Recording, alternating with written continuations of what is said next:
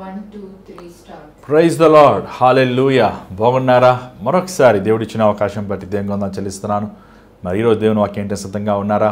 దయచేసి మీరు మీ కుటుంబం అందరూ ఈ కార్యక్రమం వినే వరకు అయ్యే వరకు మీరు కూర్చోండి, వినండి. దేవుని వాక్యములో ఉన్న మర్మములు మీరు పొందుకోండి. అంత మాత్రం కాదు, దేవుని ఆశీర్వాదాలు మీరు అనుభవించండి. మరి ఈ కార్యక్రమాలు మీకు మేలుకరంగా ఉన్నాయా, ఉపయోగకరంగా ఉన్నాయా? ఎంతో ప్రయాసతో రోజుకి మీకు ఎవరో ప్రే కార్యక్రమాలు మీ మధ్యకి తీసుకొస్తున్నాం, అనేక విషయాలు మీకు బయలుపరుస్తున్నాం. మరి దీనిని మీరు నేర్చుకుంటున్నారా? మీ ఆత్మీయ జీవితంలో మీరు ఎదుగుతున్నారా? దేవుని వాక్యంలో ఉన్న సంగతుల్ని ధ్యానించాలి, నేర్చుకోవాలని ఆశ వాంఛతో కలిగి మీరు ముందుకు వెళ్తున్నారా? లేకపోతే ఆపేయమంటారా? దయచేసి ఈ కార్యక్రమం ద్వారా మేలు పొంది మీరు మీ ఆత్మీయ జీవితంలో మీరు వర్ధిల్లాలి. బైబిల్ వినటం మాత్రం కాదు, వాక్యం వినటం మాత్రం కాదు, లేకపోతే బైబిల్ చదువుతాం మాత్రం కాదు.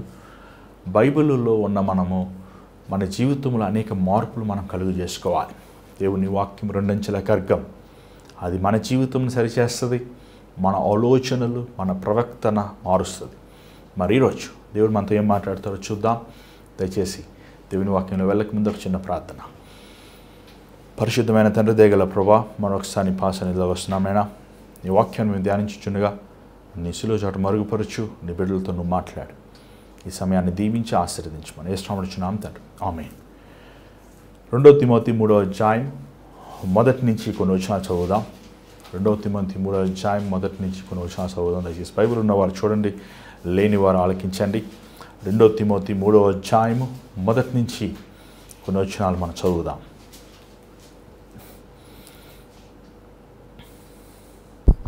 అంత్యదినములలో అపాయకరమైన కాలములు వచ్చునని తెలుసుకొనుము.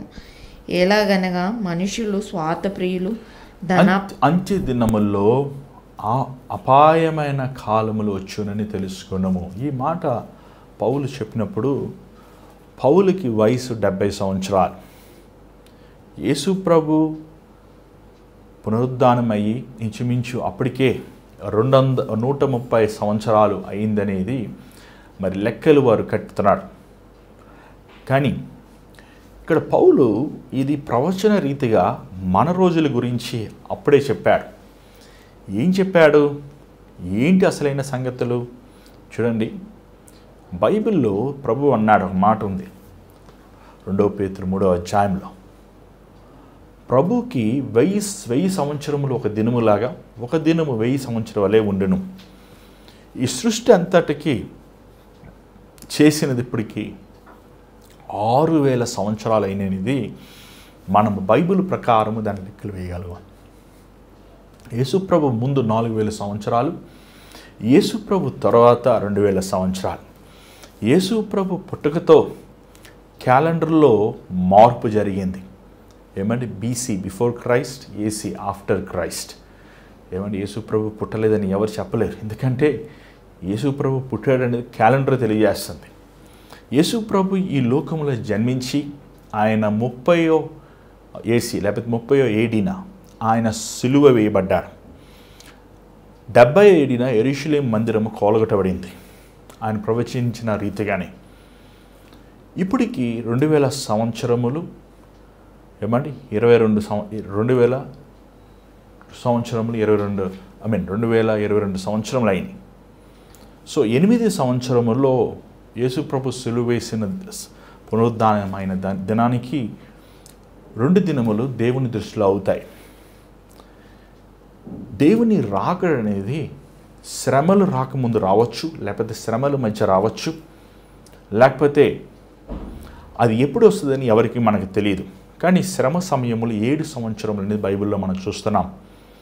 3.5 సంవత్సరములకి జరగబోయే కార్యాలు, 3.5 సంవత్సరములు జరగబోయే ఇంకొక కార్యములు మనం బైబిల్లో ప్రభువే అది మత్తయి 24 అధ్యాయంలో ప్రకటించినట్లు మనం చూడగలుగుతున్నాం. కానీ పౌలు చెప్పే ఈ మాటలు, ఈరోజు ఇచ్చిన సూచనలు మనుషుల హృదయ స్థితిని బయట పెడుతున్నాడు. దేవుని రాకముందు మనుషులు హృదయ ఆలోచనలు ఎలా ఉంటాయి, ప్రవర్తన ఎలా ఉంటుంది, వారు జీవించే తీరు ఎలా ఉంటుంది అనేది పౌలు తిమోతికి బయలుపరుస్తున్నాడు. ఏమన్నాడంటే, నేను చెప్పింది రాసుకో, లేకపోతే మార్క్ చేసుకో. చాలాసార్లు టీచర్ గారు పాఠం తీస్తున్నప్పుడు ఇది రాసుకోండి, చాలా ముఖ్యమైనవి, ఈ బోర్డ్ ఎగ్జామ్లో వస్తాయి అంటారు.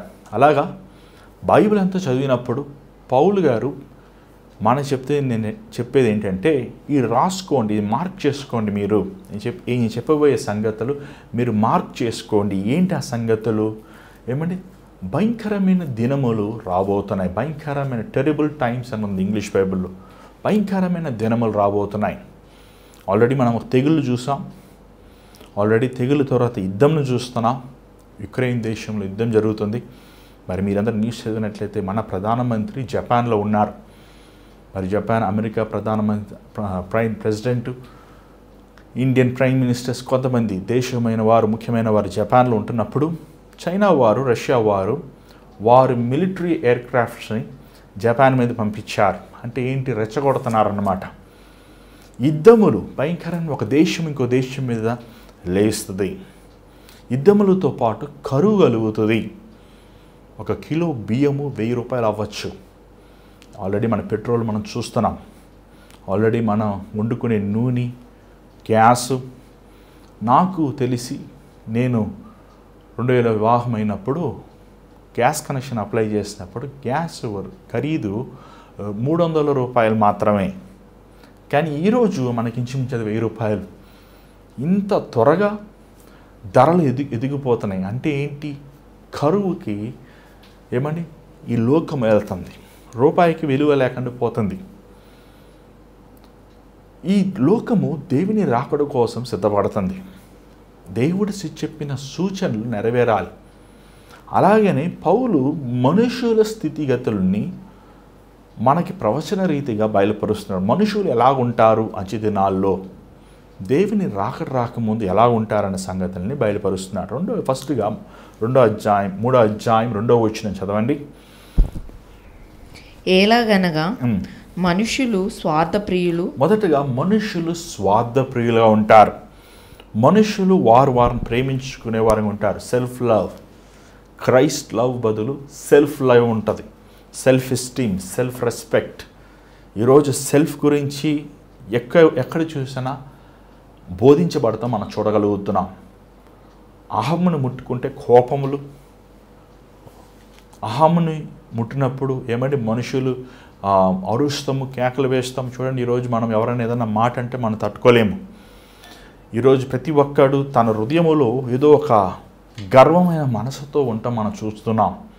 ప్రతి ఒక్కడు తను ఏదో పరలోకం నుంచి వచ్చినట్లు, తను ఉన్నతమైన స్థితిలో ఉన్నట్టు అని మనసులో వారిని హెచ్చించుకుంటాం చూస్తున్నాం. భర్త తను హెచ్చించుకుంటాం, భార్య తను హెచ్చించుకుంటాం. పూర్వదినముల్లో వివాహమయ్యాక భార్యాభర్తలు అనేబడే వారికి ఎన్నో సమస్యలు ఉంటాయి. కానీ ఆ సమస్యలు ఉన్నప్పుడు ఎన్ని తిట్టుకున్నా, వారు కొట్టుకున్నా వారు కలిసి ఉంటారు. కానీ ఈరోజు అలా కలిసి ఉండలేకపోతున్నారు. కారణం ఏంటంటే వారి అహం అనేది ముందుకు వస్తుంది. నేనే గొప్ప, నువ్వు ఎవడు నన్ను ఇలా తిడటానికి, నువ్వు ఎవరివి నన్ను ఇలా కొడటానికి, నువ్వు ఎవరివి నన్ను ఇలా చేస్తానికి అని వారు డంబమైన మనస్తత్వంతో మనం చూస్తున్నాం. అంత మాత్రం కాదు, ఈరోజు మనుషుల ఆలోచన ఎలా ఉన్నాయంటే, నాకు ఆకలేస్తుంది, నా దగ్గర డబ్బులు లేవు, నాకు నిద్ర వస్తుంది. తన భార్య గురించి ఆలోచించే మనసు లేదు, తన భర్త గురించి ఆలోచించే మనసు లేదు, పిల్లల గురించి ఆలోచించే మనసు లేదు, పక్కవాడి గురించి ఆలోచించే మనసు లేదు. మనం ప్రయాణం చేస్తున్నప్పుడు బస్సుల్లో కానీ ట్రైనుల్లో కానీ వెళ్తున్నప్పుడు వృద్ధాప్యమైన ఉంటే, బలహీనమైన ఉంటే లేచి వాళ్ళకి చోటు ఇవ్వాలని అనే ఆలోచన లేదు. స్వార్థమైన హృదయంతో ఈరోజు ప్రతి ఒక్కరిని నింపబడి ఉండటం చూడగలుగుతున్నాం. చిన్నపిల్లల దగ్గర నుంచి వృద్ధాప్యం ఉన్న వరకు తన్ను తాను ప్రేమించుకునే వాళ్ళని చూస్తున్నాం. పౌలు ఈ మాటలు కొన్ని వందల సంవత్సరాల ముందే ప్రవచించాడు. ఇలా ఉండేది కాదు కదా. పాత దినాలు 3 కుటుంబాలు ఉంటాయి. ఏమంటే అందరు కలిసి ఉండేవారు. ఒకరి క్షేమం గురించి ఇంకొక క్షేమం ఆలోచించేవారు. కానీ ఈరోజు అది అసాధ్యంగా అయిపోయింది. ఎందుకంటే స్వార్థమైన హృదయం. రెండోది వారు చదవండి. 3వ అధ్యాయం 2వ వచనం త్వరగా చదవండి. ఎలాగనగా మనుషులు స్వార్థప్రియులు, ధనాపేక్షలు. ఈరోజు మనుష్యుడు డబ్బు కోసం చాలామంది సహోదరులు వివాహం చేసుకుంటారు. ఎందుకంటే తన జీతం కోసం చేసుకుంటారు. ₹1,00,000 జీతం అనుకోండి, ఆ అబ్బాయికి ఎన్ని చెడ్డ అలవాట్లోనే చేసుకుంటారు. ధనాపేక్షలు, ధనము కోసం ఏదైనా చేస్తారు. ధనము కోసం ఒళ్ళు అమ్ముకుంటారు, ధనము కోసం మనస్సాక్షిని చంపుకుంటారు, ధనము కోసం మందిరంకి వెళ్ళకుండా మానేస్తారు, ధనము కోసం అబద్ధములు ఆడతారు, ధనముల కోసం మోసాలు, నరహత్యలు, ధనము కోసం ఏదైనా చేసేంత దుర్మార్గమైన సమాజంలో మనం ఉన్నాం. Money is the power. Money is the power. డబ్బు శక్తివంతంగా అయిపోయింది. ధనాపేక్షలుగా ఉన్నారు. ధనాన్ని ప్రేమించేవారుగా దేవుణ్ణి మానేవేసి ధనముని ప్రేమించేవారుగా ఉన్నారు. 3వది డంబముతో ఉన్నారు. బుస్ఫుల్. ఇంగ్లీష్ బైబిల్లో బుస్ఫుల్ అంటే వాళ్ళ గురించి వాళ్ళు చెప్పుకుంటుంటారు. బుస్ఫుల్ వేరు, గర్వం వేరు. బుస్ఫుల్ ఉన్న డబ్బా కొట్టుకుంటాడు. మనం ఇంటర్వ్యూకి వెళ్ళినప్పుడు ఫస్ట్ క్వశ్చన్ ఏమంటారు చూడండి, tell me about your self. ఏం చెప్పుకుంటాం మనం నిద్రపోతాం, మనము నిర్లక్ష్యపరులమి, మనము అలాగుంటాం, మనలో ఉన్న నెగిటివ్ చెప్తామా, మన నెగిటివ్ కూడా మనం పాజిటివ్గా మార్చి చెప్తుంటాం. మనము ఎక్కువగా అతిశయిస్తుంటాం. మన అందాన్ని చూసి, మన చదువుని చూసి, మన జ్ఞానమును చూసి, మన తెలివిని చూసి అనేక సార్లు మనం అతిశయిస్తుంటాం. చూడండి, ఒక క్రైస్తవుడు క్రీస్తు నిమిత్తము తప్ప తను అతిశయించకూడదు. చాలామంది ఈరోజు వారు పొరుగువారి కంటే మెరుగైన వారని ఊహించుకుంటుంటారు. మాలాంటి బోధకులు చూసావా నాకు ఎంతమంది వస్తున్నారు, చూసావా నేను ఎన్ని ఆత్మలు సంపాదించాను, చూసావా నేను ఎంత గొప్పవాడిని అని అతిశయిస్తుంటారు. 4వది గర్విష్ఠులు. ఈ గర్విష్ఠులు వారి హృదయంలో అనుకుంటాడంట, నేనే దేవుణ్ణి. నేనే దేవుణ్ణి. ఈ గర్విష్ఠులు మోకరించి ప్రార్థన చేయరు. ఈ గర్విష్ఠులు కావాలంటే దేవుని సేవకుల ముందు డబ్బులు పడేస్తారు. కావాలంటే వీరు వారికున్న బలముతో లేకపోతే వారికున్న హోదాతో వారు పనులు చేయించుకోవాలని ఆశిస్తుంటారు.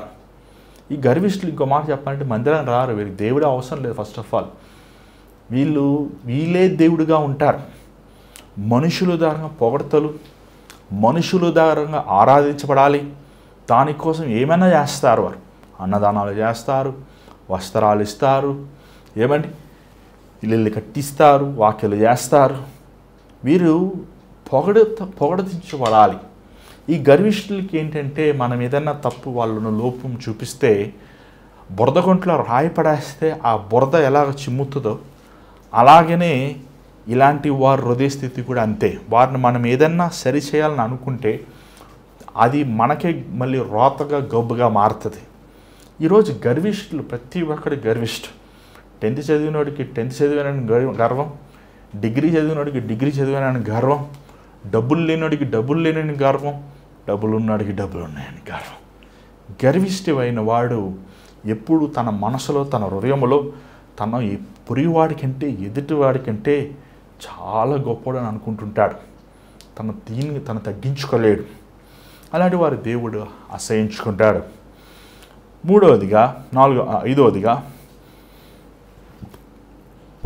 5వదిగా చదవండి. బింకములాడువారు, అహంకారులు, దూషకులు. దూషించేవారు, అబ్యూజివ్, దూషించేవారు. ఈరోజు చూడండి ఎంతమంది దూషిస్తున్నారు. ఈ సోషల్ మీడియాలో యేసు ప్రభుని దూషిస్తాం. యేసు ప్రభు మందిరంకి వెళ్ళావని చూడండి, తెల్లచీరలు కట్టుకుని వెళ్ళారా అని అపహాసిస్తాము.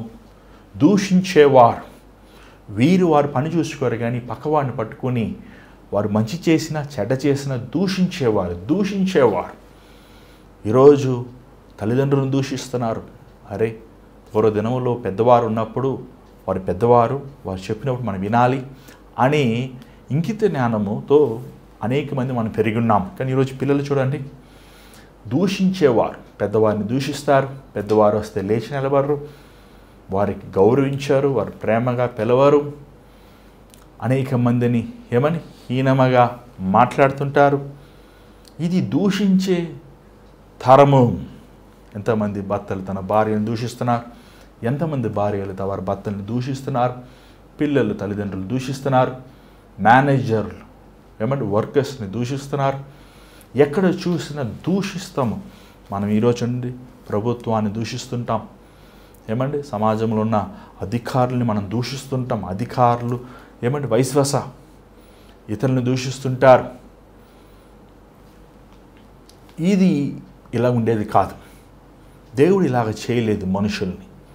మనుషుల్ని యథార్థపరులుగా దేవుడు చేశాడు. కానీ ఈ దూషిస్తం అనేది మనం చూస్తున్నాం. దాని తర్వాత తల్లిదండ్రులకి అవిధేయులుగా ఉంటారు. అమెరికా లాంటి దేశంలో కొన్ని సంవత్సరాల ముందు ఒక పిల్లలకి 11 సంవత్సరాలు వస్తే వారు తల్లిదండ్రులు చెప్పే మాట వినాలి అనే అవసరత లేదు అనే చట్టాన్ని తీసుకొచ్చారు. తెలుసా? పిల్లోడు 11 సంవత్సరాలు వస్తే తను ఇష్టమైనట్లు తను జీవించవచ్చు. ఈరోజు ఎంతోమంది తల్లిదండ్రులకు అవిధేయులుగా ఉన్నారు.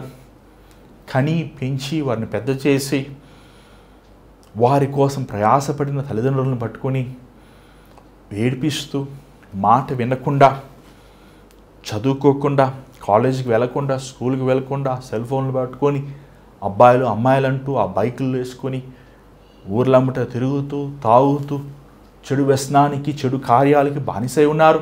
పౌలు అప్పుడే చెప్పాడు ఈ మాటలు. అప్పుడే తెలియజేశాడు, అంచె దినముల్లో పిల్లలు తల్లిదండ్రులు అవిధేయులుగా ఉంటారని. దాని తర్వాత మనం చూస్తున్నాం చదవండి. దాని తర్వాత ఏంటిని చూడండి ఒకసారి. కృతజ్ఞత లేనివారు, అవిధేయులు, కృతజ్ఞత లేనివారు. ఈరోజు మనుషులకి కృతజ్ఞత లేదు. దేవుడు చేసిన మేలు కృతజ్ఞత లేదు. దేవుడు చేసిన ఆశ్చర్యమైన కార్యాల నిమిత్తం కృతజ్ఞత లేనివారుగా ఉన్నారు. ఇంట్లో ఎన్ని బట్టలు ఉన్నా, ఎన్ని చీరలు ఉన్నా ఇంకా చీరలు లేవంటారు.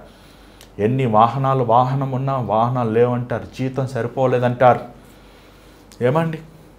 దేవుడిచ్చిన అద్దెలు అయినప్పటికీ, దేవుడిచ్చిన కుటుంబం అయినప్పటికీ ఇంకా ఏమి ఇచ్చాడు నాకు అని కృతజ్ఞత లేని మనస్సు మనం చూస్తున్నాం.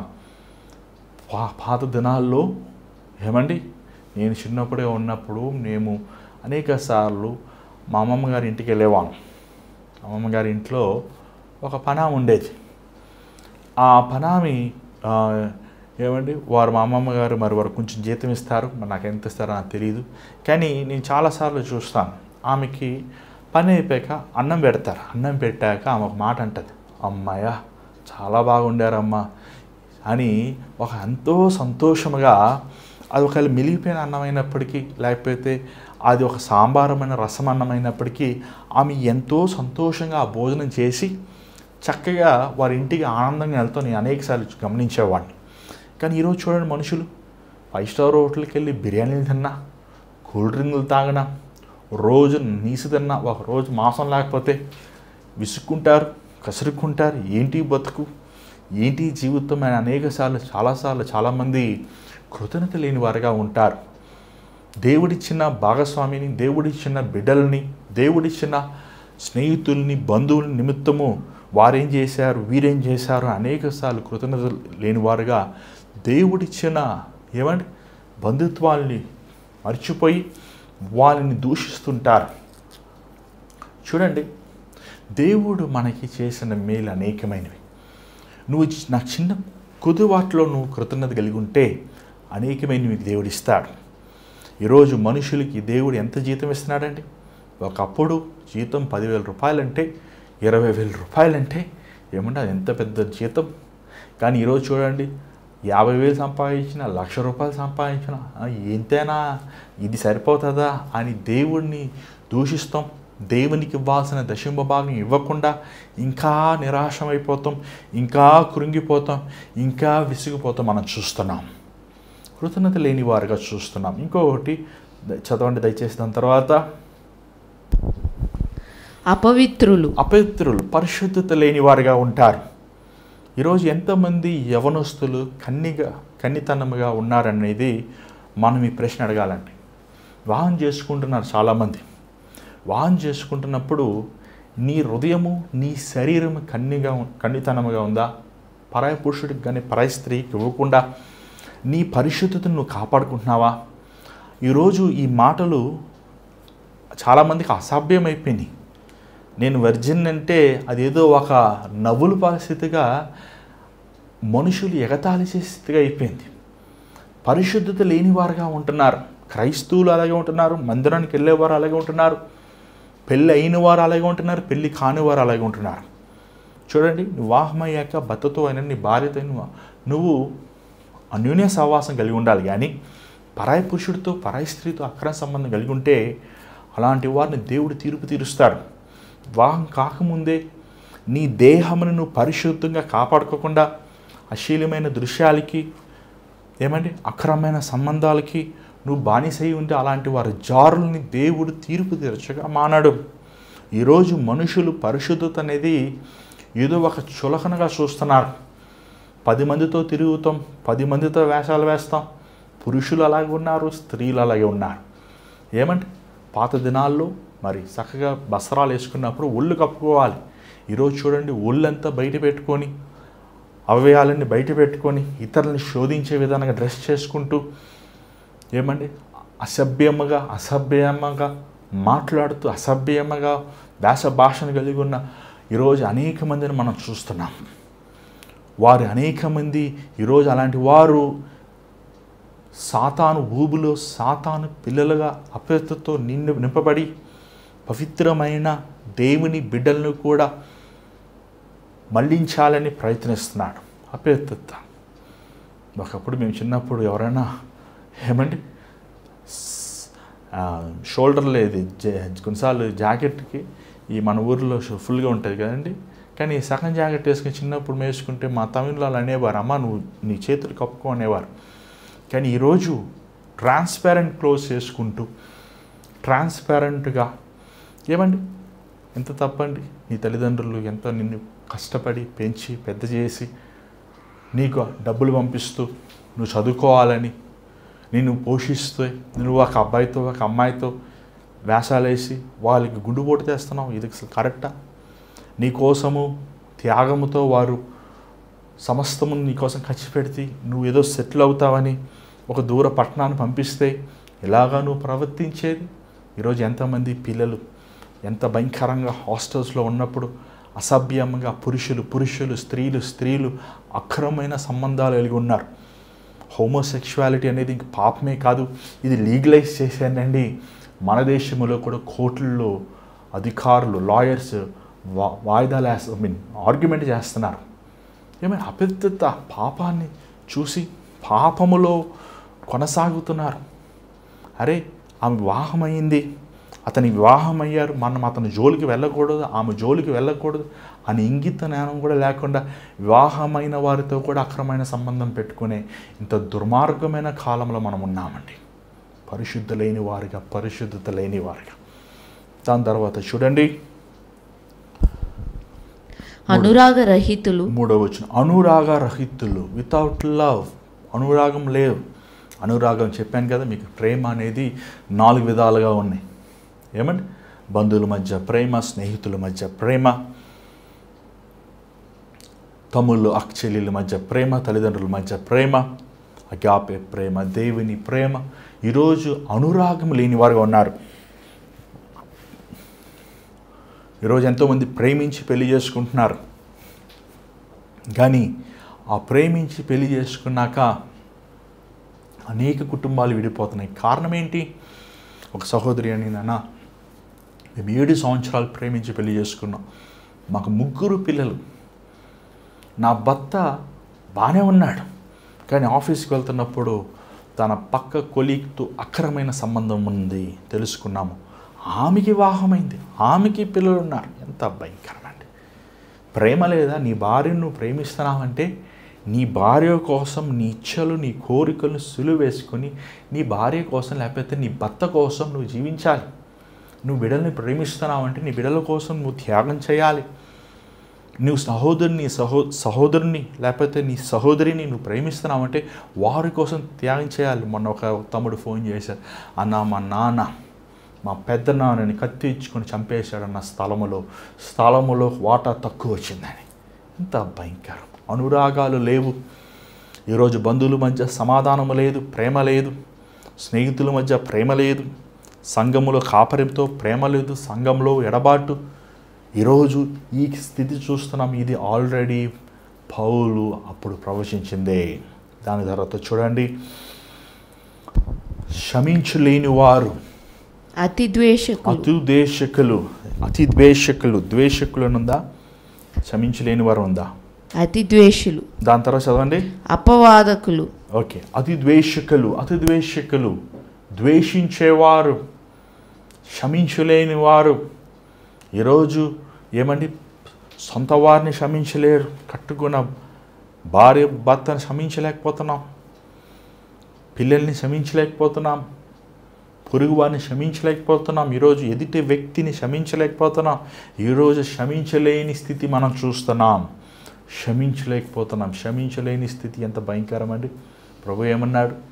నువ్వు ఎవరైనా నీ మీద విరోధంగా ఉంటే నీ బలి అక్కడ పెట్టి నువ్వు వెళ్ళి ముందు తను సమాధాన పడమని. ఏమండి? దాని తర్వాత స్లాండరస్, తెలుగులో ఏమని చదవండి, దూషించేవారు. అంతేనా? అజితేంద్రులు. ఏమంటే దూషించేవారు. వీరు దేవుణ్ణి దూషిస్తారు, వీరు ప్రభుత్వాన్ని దూషిస్తారు, వీరు తన పొరుగు వారిని దూషిస్తారు. స్లాండరస్, దేవుణ్ణి దూషించే. ఏడయ్యా దేవుడేడయ్యా? రాకెట్లు భూమిలో నుంచి పైకి వెళ్తున్నాయి, శాటిలైట్లు భూమిలో నుంచి పైకి వెళ్తున్నాయి. ఏడి యేసుప్రభు వస్తాడు ఎక్కడొచ్చాడు? ఏడి మీ దేవుడు ఏడి? నీ దేవుడికి మరియతో పెళ్ళయింది కదా, పిల్లలు ఉన్నారు కదా అని ఒక సినిమాలు తీసి దూషించేవారు, దూషకులు, దేవుని వాక్యం అని అపహాసించేవారు వీరు. భయంకరమైన ఉగ్రత అలాంటి వారికి. దేవుడిని పట్టుకొని, దేవుని మాటలను పట్టుకొని ఈరోజు ఎంతమంది దూషిస్తున్నారండి? బోధకులను దూషిస్తున్నారు, స్వార్థకులను దూషిస్తున్నారు, సేవకుల్ని, మందిరములని దూషిస్తున్నారు. లేని వాటివి కల్పించి అనేక మంది దేవుని ఉగ్రతకి గురవుతున్నారు. దాని తర్వాత చూడండి, వితౌట్ సెల్ఫ్ కంట్రోల్. తెలుగులో చెప్పండి. క్రూరులు, సజ్జన ద్వేషులు. క్రూరులు ముందు ఏంటి? మరి ఇంగ్లీష్లో కొంచెం డిఫరెంట్, కొంచెం తెలుగులో కొంచెం డిఫరెంట్ ఉంది. నేను ఇంగ్లీష్లో వెళ్ళాలనుకుంటున్నాను.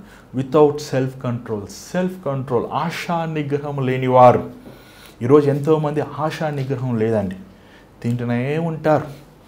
చూడండి, మన ఒక తమ్ముడిని చూశాను. అయ్యా నీకు ఎంతమంది పిల్లలు ఉన్నారయ్యా అని అడిగాను.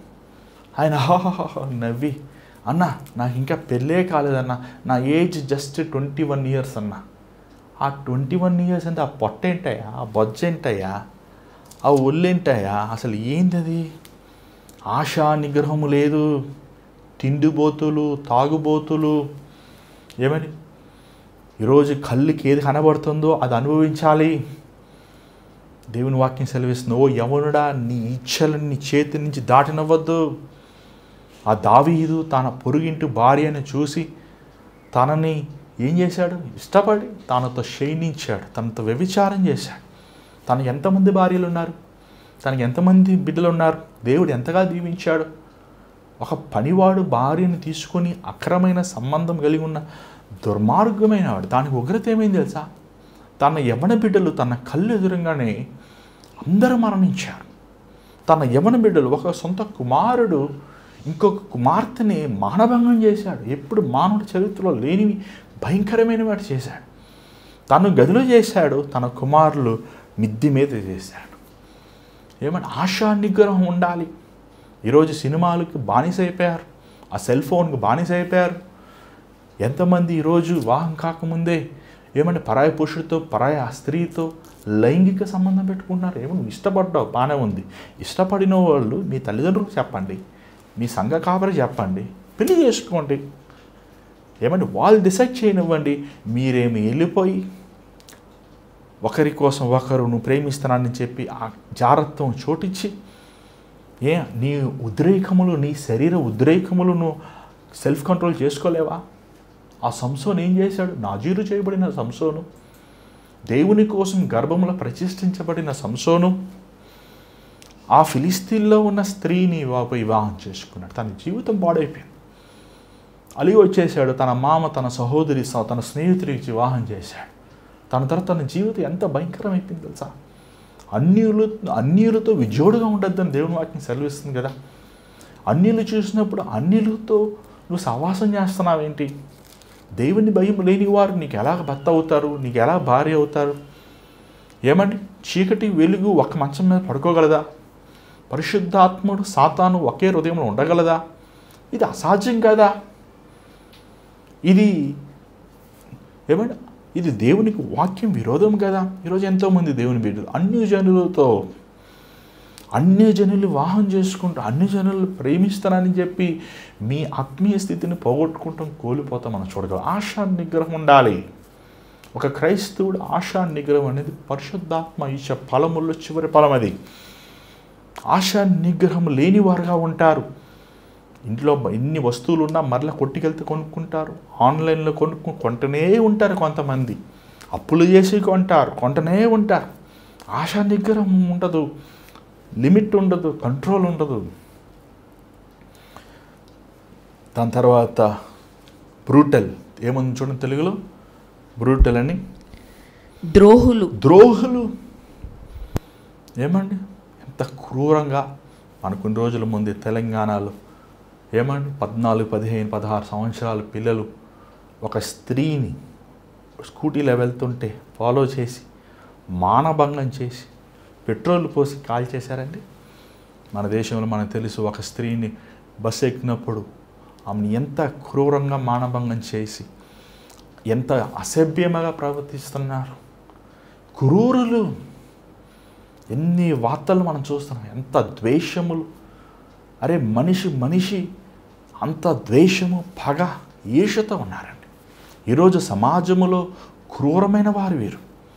ఇది దురాత్మ, ఇది కయ్యేను ఆత్మ. ఇది సొంత వారిని, రక్త సంబంధుల్ని క్రూరంగా ప్రవర్తించేవారు, సొంత పిల్లల్ని మానభంగం చేసేవారు, సొంత ఏమని తల్లి లాంటి వారిని, వయసులో పెద్దవారిని క్రూరంగా ప్రవర్తించేవారు. ఏమనాలి వీళ్ళని? దురాత్మ, సాతానే. అంత భయంకరమైనది. క్రూరులు. దాని తర్వాత మంచిని ప్రేమించిన వారు. ఏమండి, మీరు మంచి ప్రేమించలేరు. ఒకసారి ఒక ఇంటర్వ్యూ చేస్తున్నప్పుడు కొంతమంది ఆడవాళ్ళని ఇంటర్వ్యూ చేస్తూ, నీకు మంచి వ్యక్తి నువ్వు డేట్ చేస్తావా, చెడ్డ వ్యక్తి నువ్వు డేట్ చేస్తావా అంటే, నాకు చెడ్డ వ్యక్తే కావాలి అని 100 మందిలో అడిగిన వారిలో 99 అదే అన్నారంట. We like bad people. ఏమండి, మంచి ఇష్టపడరు. మంచి చేయాలి, మంచిగా ఉండాలి, దేవుని వాక్యం చదవాలి, దేవుని మందిరానికి వెళ్ళాలి, బాప్తిజం తీసుకోవాలి, ప్రభువుల్లో పాలు పొందాలి, నా ప్రవర్తన, నా దేహము, నా హృదయమును పరిశుద్ధంగా కాపాడుకోవాలని ఆశ లేని వారుగా ఉన్నారు. దాని తర్వాత ఏమని కొంచెం మనం సమయం అవుతుంది, దాని తర్వాత మనం ముందుకు వెళ్దాం. వారు సుఖమని ఆ మాత్రం చదవండి దయచేసి. 4వ వచనం చదవండి. ద్రోహులు, మూర్ఖులు, గర్వాంధులు దేవుని కంటే సుఖానుభవము ఎక్కువగా ప్రేమించేవారు. దేవుని కంటే సుఖమని ప్రేమించేవారు. ఈరోజు చూడండి, మందిరంకి వెళ్తే మందిరంలో ఏసీ ఉందా, మందిరంలో చైర్ ఉందా, మందిరంలో మనకి టీ కాఫీ ఉందా, మందిరంలో మన కార్ పార్క్ చేసుకోవటానికి స్థలం ఉందా? మందిరంలో కింద కూర్చోరు, ఇంట్లో కుర్చీ లేకపోయినా పర్వాలేదు, మందిరంలో చైర్ కావాలి, మందిరంలో ఫ్యాన్ కావాలి, మందిరంలో ఏసీ కావాలి, మందిరంలో లైట్లు కావాలి, మందిరంలో మ్యూజిక్ కావాలి, మందిరంలో వీళ్ళకి ఎంటర్టైన్మెంట్ కావాలి. సినిమా హాల్లో కూర్చుని చప్పట్లు కొట్టేవారు ఏమంటే సాయంకాలం, ఆదివారం పొద్దున్న మందిరంలో చప్పట్లు కొడతారు, సాయంకాలం పోయి మళ్ళీ సినిమా హాల్లో చప్పట్లు కొట్టేవారు. వీరికి ఎంటర్టైన్మెంట్ కావాలి. వీరికి ఏమండి, సుఖమని ప్రేమించేవారు. సుఖం కావాలి వారికి. మొదట వాళ్ళ పిల్లలు, వాళ్ళ జీవితం, వాళ్ళ life style, comfortable life style కావాలి వాళ్ళకి, సెక్యూర్ లైఫ్ స్టైల్ కావాలి. దేవుణ్ణి ప్రేమించరు. దేవుని సువార్తకు కానుకలమ్మంటే, దేవుని పరిచర్య కానుకమ్మంటే, దేవుని మందిరానికి కానుకమ్మంటే, దేవుని రాజ్యం కడతానికి కానుక ఎవరు? వాళ్ళకి కావాల్సిన సుఖభోగములు, వారికి కావాల్సింది ఏమండి, వారి సంతతి సుఖంగా ఉండాలి. అడిగితే నేను సంపాదించుకున్న నాదంటారు. ఏమండి, కష్టపడలేరు, ప్రయాసపడలేరు, నడవలేరు, దేవుని కోసం నడవలేరు, దేవుని కోసం నష్టపోలేరు, దేవుని కోసం త్యాగం చేయలేరు. దేవుని కోసం వారు ఏది ఇవ్వలేరు. కానుకిచ్చాక అయ్యయ్యో ఇంత కానుకిచ్చానా నేను దేవునికి చప్పట్లు కొట్టుకుంటారంట, మూతి మీద నోరేసుకుంటారంట. చాలామంది మళ్ళీ వెనక్కి తిరిగి కానుకిచ్చేసాను, మా కానుకిచ్చాను అంటారు, ఆ ఉద్రేకంలో ఇచ్చేసి. ఎంతమంది ఈరోజు అలా అంటున్నారు? దేవుని కంటే సుఖాన్ని ప్రేమించేవాడు నిశ్చయముగా నరకములో ఉంటాడు. ఏమండి 5వ వచనం చదవండి దయచేసి. పైకి భక్తి గల వారి వలె ఉండి దాని శక్తిని ఆశ్రయించని వారునై ఉందురు. ఈరోజు సంఘముల్లో ఇలాంటి వారే. నీ సంఘములో మనుషులు వస్తున్నారని సంతోషపడద్దు. పైకి భక్తి, ఆ ప్రార్థన టైంలో ఏమంటే కన్నీరు, ఏం మార్మన్స్ పొందాం అనుకుంటాం మనం. బాబా ఏం పశ్చాత్తాపడ్డారు. ఆ 2 చేతులు ఎత్తి అలా కన్నీరు కారుస్తుంటే ఆ ఫ్లూట్ సౌండ్కి, ఆ కీబోర్డ్ సౌండ్కి, ఆ కెమెరా యాంగిల్ పెట్టుకుని బాబా ఏం మారు మనసులో కార్డు రాసేస్తారు. నేను నా హృదయం దేవునికి ఇచ్చేస్తాను కానీ ఏముంది కార్డులో సైన్ కూడా వేస్తారు, పెడతారు. కానీ శక్తి ఉండదు. పాపముని జయించే శక్తి ఉండదు. అపవాదితో పోరాడే శక్తి ఉండదు. లోభము లోకముని జయించే శక్తి ఉండదు. పైకి భాషన తెల్లబట్టలు వేసుకుంటారు. హల్లెలూయా హల్లెలూయా హల్లెలూయా, పరిశుద్ధం పరిశుద్ధం పరిశుద్ధం, పెద్ద బయలు పెట్టుకుంటాం. మనం అనుకుంటాం అబ్బో ఎంత పెద్ద భక్తుర్రా, ప్రార్థన మోహరించండి, అందరూ ఇంట్లో పడుకుంటాడు, మందిరంలో మోహరించండి అంటాడు. ఏమండి నీతి బోధలు చెప్తారు, బ్రదర్ అది కరెక్ట్ కాదు, ఇది కరెక్ట్ కాదు, అలా ఉండద్దు ఇలా ఉండద్దు అంటాడు. కానీ తన వ్యక్తిగత జీవితంలో లోపల దురాత్మతో నిండినటువంటి పరిశుద్ధాత్మ శక్తి ఉంటుంది తనలో. సమాధులు కొట్టిన వాళ్ళ సమాజం తెల్లగా ఉంటే బయట, కానీ హృదయం లోపల కుళ్ళిన వాసన, అలాగే వారి హృదయంలో కుళ్ళిన వాసన వస్తాయి.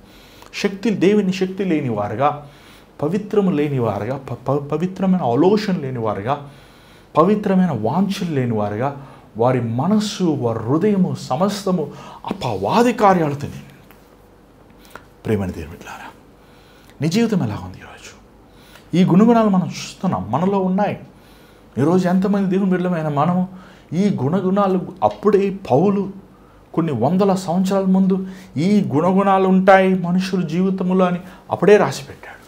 ఈ గుణగుణాలు ఉంటున్నాయి, ఈ గుణగుణాలు మనం చూస్తున్నాం. కారణం ఏంటంటే దేవుని రాకడకి సమీపమంది. ఈరోజు పెద్ద పెద్ద సంస్థలు, పెద్ద పెద్ద సంఘాలు, పెద్ద పెద్ద పాస్టర్స్, వాళ్ళు ఎంత భయంకరమైన అక్రమైన సంబంధాలు ఉన్నాయంటే నా పేరు చెప్తాను, నాకు ఇష్టం లేదు, మీరు నెట్లో చూడవచ్చు. ఎంత పెద్ద పెద్ద సంస్థ అంత వృద్ధులైనప్పటికీ అక్రమమైన సంబంధాలు, పరాయి స్త్రీతో, భార్య ఉన్నప్పటికీ, పిల్లలు ఉన్నప్పటికీ, భర్త ఉన్నప్పటికీ, అన్ని సంవత్సరాలు దేవునితో నడుస్తున్నప్పటికీ వారు వ్యభిచారంలో ఉంటాం. ఏమంటే లగ్జరీ లైఫ్స్, లగ్జరీగా వారు బయట వేషభాషను వేసుకుంటున్నారు. కానీ దేవుని వాక్యానుసారంగా జీవించిన వారు ఆస్తులు, కోట్లలో ఆస్తుల కోసం, స్థలాల కోసం, అధికారాల కోసం, ట్రస్టుల కోసం, డబ్బుల కోసం కొట్టుకుంటున్నారండి. ప్రేమని దేవుని బిడ్డలారా, ఈరోజు నువ్వు అలా ఉన్నావా? ఈరోజు అలా ఉందా నీ హృదయ స్థితి? ఈరోజు అలా ఉందా నీ బ్రతుకు? ఒకసారి ఆలోచించు, ఒకసారి పరీక్షించు, ఒకసారి పరిశోధించు. మన జీవితం ఎలా ఉందో పరీక్షించు. ఇదిగో దేవుని రాకడ అతి సమీపం. దేవుని రాకడ చాలా సమీపం ఉందండి. మీరు అనుకుంటున్నారు ఇక్కడ ఆలస్యం లేదు. ఈరోజు రాత్రి వచ్చినా కూడా నేను ఆశ్చర్యపడను దేవుని రాకడ. ఎందుకంటే దేవుని రాకడ సూచనలు అన్నీ మన కళ్ళారను నెరవేరుతున్నాయి. న్యూస్ ఛానల్ పెడితే న్యూస్లో వచ్చే ప్రతి వార్తలు దేవుడు ఆల్రెడీ మనకు జీవగ్రంథములు ముందే బయలుపరిచాడు, అప్పుడే చెప్పాడు ఆయన. ఇదిగో నువ్వు సిద్ధంగా ఉన్నావా? నీ హృదయం యేసు ప్రభు రక్తము ద్వారా కడగబడిందా? నీ హృదయంలో మార్పు కలిగిందా? పరిశుద్ధాత్మ ఫలములను ఫలిస్తున్నావా? నువ్వు విశ్వాసిని అంటున్నావు, క్రైస్తవుని అంటున్నావు, నేను దేవుని బిడ్డను అంటున్నావు, కానీ ఇంకొన ఐకిక విచారములతో, ధనాపేక్షతో, డంబముతో, శరీర ఇచ్చలతో, కామముతో నిండి ఉన్న నీవు ఎలా పరలోకానికి వెళ్తావు? మారు మనసు పొందు. ఈరోజు నీ హృదయమును దేవునికి సమర్పించుకో.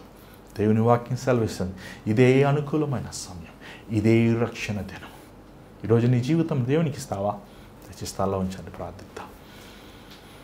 పరిశుద్ధమైన తండ్రి దయగల ప్రభా, మరొకసారి నీ పాసనలోకి వస్తున్నాం నాయన. ఈ లోకము అంతమని నాశనానికి సిద్ధపడుతుంది అయ్యా. ఈ లోకములో ఉన్న లోకస్తులు అనేక మంది నీ ఉగ్రతకు సిద్ధపడుతున్నారయ్యా. అయ్యా, మేము మెలకుగా ఉండటానికి సహాయం చేయి. ఇది విశాలమైన మార్గం, అనేక మంది ప్రవేశిస్తారని వాక్యం సెలవిస్తుంది.